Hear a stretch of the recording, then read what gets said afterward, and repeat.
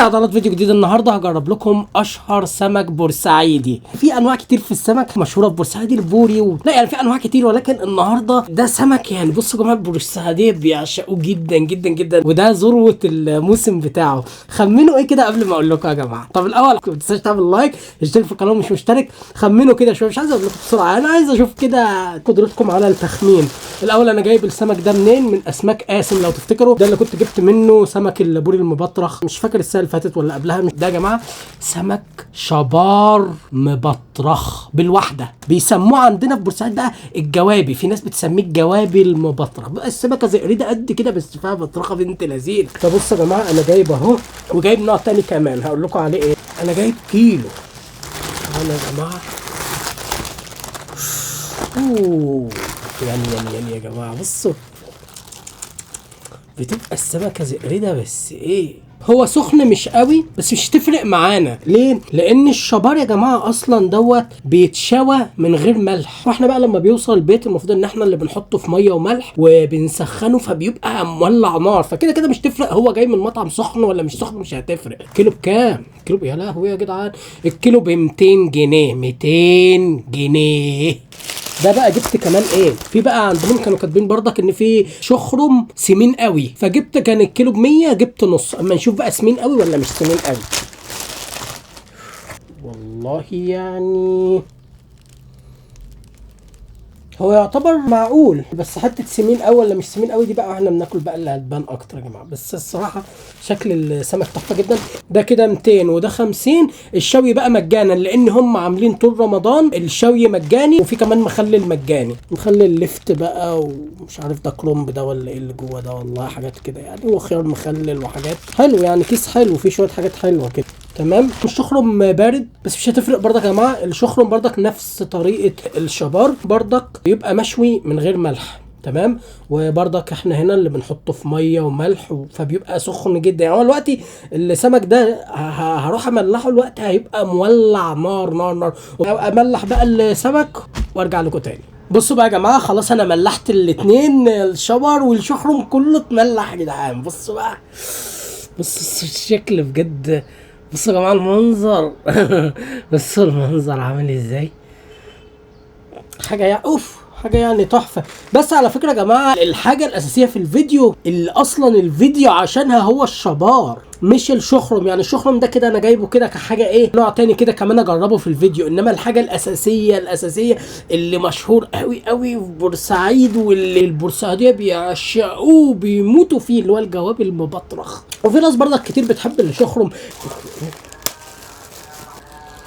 اوف اوف اوف. ايه ده حاطين ايه ده حاطين خس كابوتشا اللي هو بيتحط في السندوتشات، سندوتشات التيك اواي والحاجات دي، السندوتشات بتاعت هارت اتاك كابوتشا يا جدعان معروفه يعني، ولفت وخيار مخلل وفي برنجانيه بنت لذينه كده مع نفسها. طبعا يا جماعه وطبق سلطه بقى ابن لذينه اهوت. وطبعا الرز بالشعريه يا جماعه اللي انا بعشقه، وانا متاكد ان في ناس كتير اكيد بتحب الرز اللي بالشعريه برضك. بس انا اللي مستغربه حاجه يا جماعه، الشبرايه التخينه دي، يعني اول مره اشوف الحجم ده اصلا، بيبقى اغلبه صغير كده فالحجم ده غريب. دي الوحيده اصلا وسطهم اللي كده بصوا كبيره كبيره قوي. انا حاسس دي بالذات هيطلع فيها بطروخه بنت لذينه، شكلها كبيره قوي. ولا بصوا بقى البطارخ بتاعت الجوابي بتبقى عامله ازاي، تبقى بطارخ كده غامقه كده مختلفه بقى خالص عن بطارخ البوري. بطارخ البوري بتبقى بطارخ صفرة كده وكبيره، دي بطارخ كده بتبقى صغنططه وغامقه خطيره. يا لهوي يعني يا جماعه. والسمكه دي عشان كبيره بصوا فيها لحم كتير اهي برضك، بصوا كبيره اصل كبيره، لا فيها لحم كويسه كبيره. طعم اللحم برضك جميل. نفسي اكل لفتايه.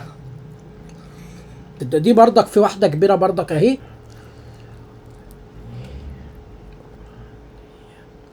للاسف دي ما فيهاش. فهو يعني مش مبطرخ بالواحده ولا حاجه يعني. بس بيبقوا كاتبين ايه بكل ثقه، هم كاتبين بكل ثقه ايه مبطرخ بالواحده بالواحده. قلت له بالواحده بجد يعني يعني ما فيش واحده مش هلاقي فيها بطرخ؟ قال لي لا. طب ما هو في اهو، ما دي ما كانش فيها. اصل خدوا بالكم يا جماعه، نقول لكم على حاجه. المفروض ان الشبار المبطرخ بالواحده بيبقى بسعر، واللي فيه وفيه بيبقى بسعر المفروض. فده ب 200 جنيه مش رخيص ابدا يعني، ده غالي جدا. ففكره ان هو يبقى فيه حبه مش مترخين دي، ولا هو ازاي اصلا انا مش عارف يعني. طب نجرب دي شكلها مبقلظه. بصوا يا جماعه دي بطنها مبقلظه شويه وشكلها فيها. يا طالما مش كله مبطرخ ما تكتبش مبطرخ بالواحده. لو مثلا معظمه مبطرخ اكتب معظمه مبطرخ، تمام شغاله تمام. انما ما تكتبش مبطرخ بالواحده بثقه كده وافتح واحده ليه فيها ما فيهاش بطرخ ليه. بس دي شكلها بقى فيها، دي اللي معايا دي شكلها فيها اهي. لا بصوا دي بطنها مبقلظه ازاي، مبقلظه. دي فيها دي اكيد. اوف دول بقى ايه عسل. بصوا بطارخ صغيره بس طعمها جديد.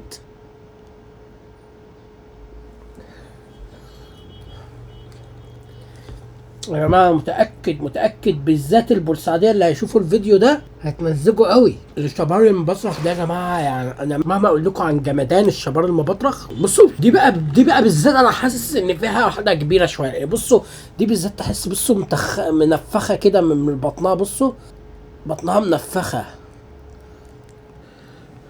اوه اهي معقوله حلوه كبيره فعلا شويه يعني، جامده. بصوا شكلها عامله ازاي. انا بقى ممكن اعمل ايه، ممكن اقشر حبه على الرز. انا حبيت بس في الاول اوريكم البطارخ نفسها بتبقى عامله ازاي. اهو ما فيهاش اهي. مش كله يا جماعه، مش كله، مش زي ما مكتوب. مش بالواحده دي اللي بثقه قوي دي، لا مش بالواحده لا. انا طلعت كام واحده دلوقتي يا جماعه ما فيهاش بطارخ. اوف دي بقى بصوا يا جماعه اكتر واحده حسيتها مقلبظه.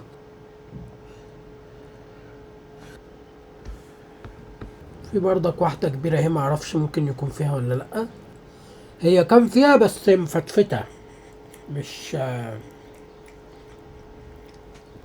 ده يا جماعه في كتير مفهوش يا جماعه. ودي البطارخ اللي فيها ناعمه كده شويه مش حلوه. اوف بصوا دي بقى بالذات. بصوا يا جماعه بطنها عامله ازاي اصلا كبيره. دي مبقلظه. بصوا البطارخ بتاعتها مبقلظه. انا طلعت حبه بطارخ حلوين اهوت. افصص بقى كام شخرميه كده عشان اشيل الطبق ده، لان بجد يا جماعه عامل زحمه رهيبه جدا. بصوا يا جماعه بقى السمك الشخرم بصوا بيبقى مخطط تخطيطه بنت لذينه. لحمه مختلف. بصوا شكل اللحم بتاعه غير الشبار خالص.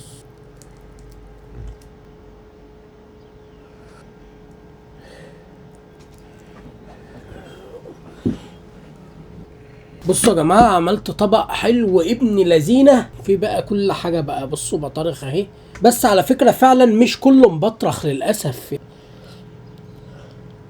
طبعا بصوا السمك كله على بعضه. انا اصلا يا جماعه ما بقتش عارف فين الشبار من من الشخرم، كله دخل في بعضه. بصوا المنظر ده اسطوري جدا يا جماعه. الناس اللي بتحب فيديوهات السمك الفيديو ده بالنسبه لكم اسطوري، لان المنظر يعني. بصوا الطبق مكركب. بصوا يا جماعه الطبق لا رهيب جدا. اللحم الطويل ده هو ده بتاع الشخرم. بصوا بقى يا جماعه البطارخ بالرز بقى حكايه.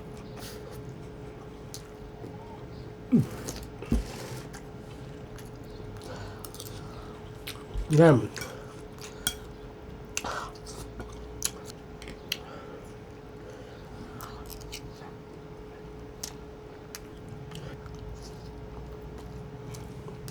الشباب نفسه كمان طعم جميل. بس انا هقول حاجة. مرة كان في مطعم كاتب ايه والصفحة جوابي معظمه مبطرخ، مش كله مش بالواحدة لا كاتب معظمه. قام واحد كتب له تعليق كده: طب لو سمحت انا عايزه كله مبطرخ. قال له لا ما ينفعش عشان كل الناس تاخد، يعني الظاهر الكميه اللي كانت جايه موزعينها بحيث ان يبقى في كل كيلو فيه حبه بطارخ معقولين، فما كانش راضي ابدا انه يطلع كيلو كامل مبطرخ. دول ده كده عنده مصداقيه، هو موضح للناس ان هو مش مبطرخ بالوحده، معظمه مبطرخ بس مش مبطرخ بالوحده، تمام. انما هنا قال لك مبطرخ بالوحده، هو مش مبطرخ بالوحده، فليه تكتب بالوحده؟ الجمله معناها كده، يقول لك مبطرخ بالوحده معناها مفيش واحده مش هتلاقي فيها بطروخه.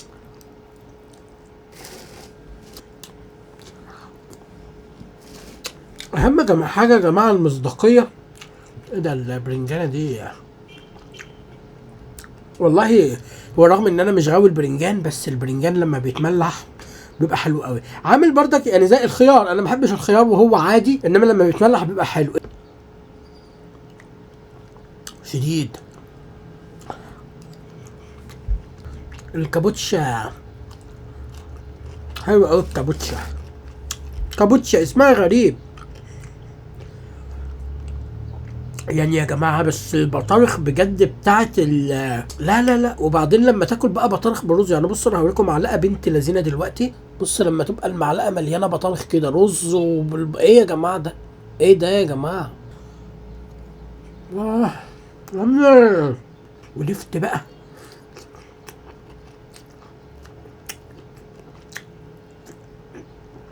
لا بجد حاجه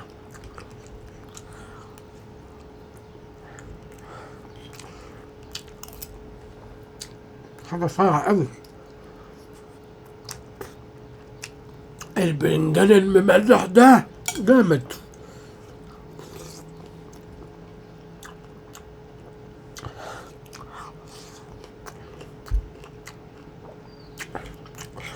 مع ان يا جماعه والله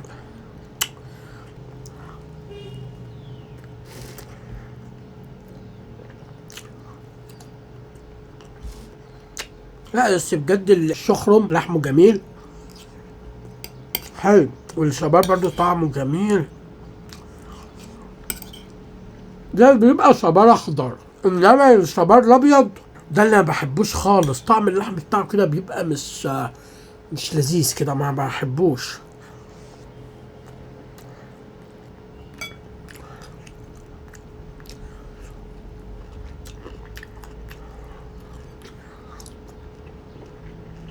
المخلل عامة حلو، والخيار كل حاجة حلوة في المخلل يعني جميل.